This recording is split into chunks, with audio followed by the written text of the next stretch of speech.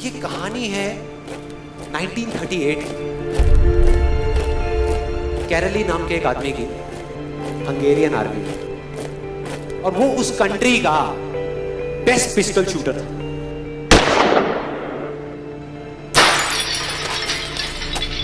जितनी भी national championships हुई थी उस कंट्री में, उसको वो जीत चुका था।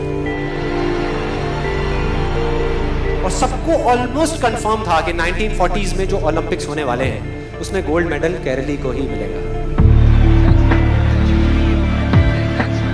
और उसने सालों से ट्रेनिंग करी थी।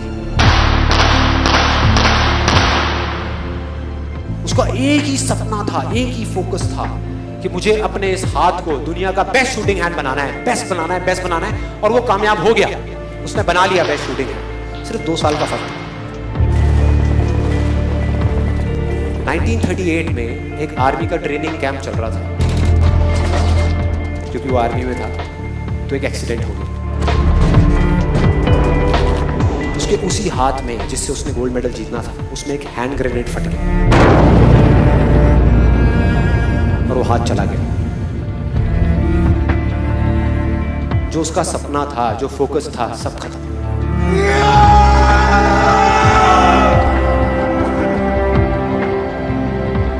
उसके पास 2 रास्ते थे। एक तो ये कि वो बाकी की पूरी जिंदगी रोता रहे और कहीं जा करके छुप जाए, या अपना जो गोल था जिस पे उसने फोकस किया हुआ था उसको पकड़ करके रखे। तो उसने फोकस किया उस पे नहीं जो चला गया था, जो उसके पास नहीं था। उसने फोकस किया उस पे जो उसके पास था।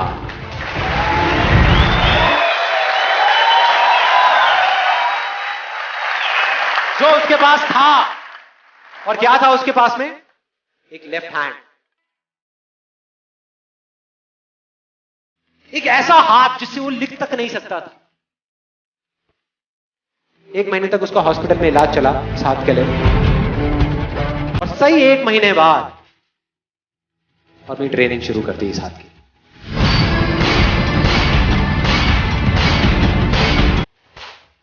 ट्रेनिंग के 1 साल बाद, मतलब कि 1939 में वो वापस आया।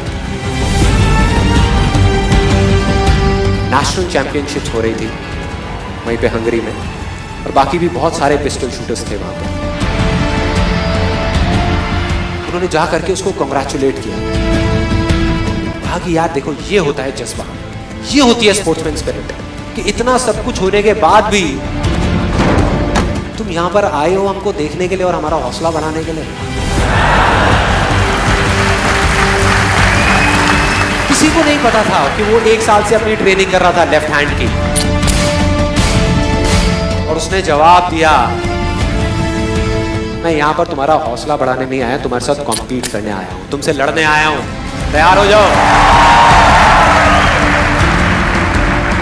और कंपटीशन हुआ। बाकी सब वहां पर जितने भी लोग थे वो कॉम्पीट कर रहे थे अपने बेस्ट हैंड से। ये कॉम्पीट कर रहा था अपने ओनली हैंड से, ओनली हैंड से।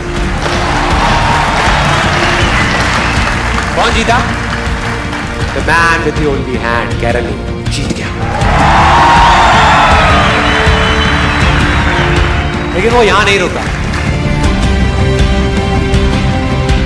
उसका गोल क्लियर था कि मुझे इस हाथ को इस कंट्री का नहीं, इस पूरी दुनिया का बेस्ट शूटिंग हैंड बनाना है। उसने अपना सारा फोकस उठा करके डाला 1940 पे, जब ओलंपिक्स होने वाले थे। लेकिन 1940s के ओलंपिक्स कैंसिल हो गए वर्ल्ड वॉर की वजह से।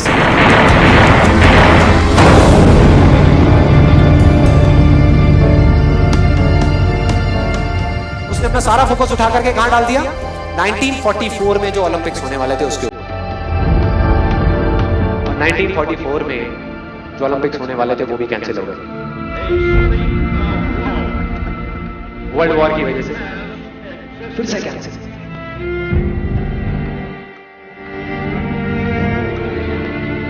उसने अपना सारा फोकस उठा करके डाल दिया 1948 के ओलंपिक्स में। 1938 में उसकी एज थी 28 साल। 1948 में उसकी एज हो चुकी थी 38 इयर्स। और जो यंगर जो प्लेयर्स आते हैं निकल करके, उनसे कॉम्पीट करना मुश्किल होता चला जाता है। लेकिन मुश्किल नाम का ये वर्ड था ही नहीं उसकी डिक्शनरी में। वो गया, पूरे वर्ल्ड के बेस्ट शूटर्स आए हुए थे जो अपने बेस्ट हैंड से कॉम्पीट कर रहे थे, और ये अपने ओनली हैंड से कॉम्पीट कर रहा था। और कौन जीता? The man with the only hand.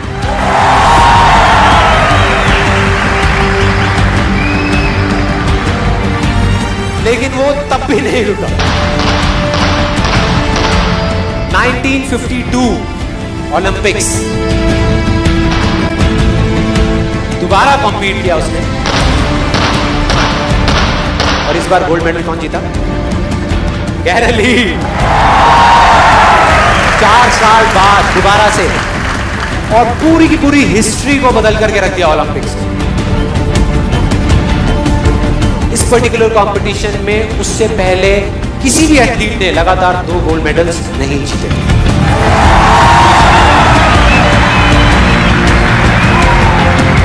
अब किसी भी लूजर के पास चले जाओ, उसके पास लिस्ट होगी बहानों की कि मैं इस वजह से फेल हुआ अपनी लाइफ में, इस वजह से मैं कुछ नहीं कर पाया। बहुत लंबी लिस्ट है। और दूसरी तरफ विनर के पास चले जाओ, उसके पास में 1000 वजह होगी वो ना करने की जो वो करना चाहता है, सिर्फ एक वजह होगी वो करने की जो वो करना चाहता है, और वो कर जाएगा।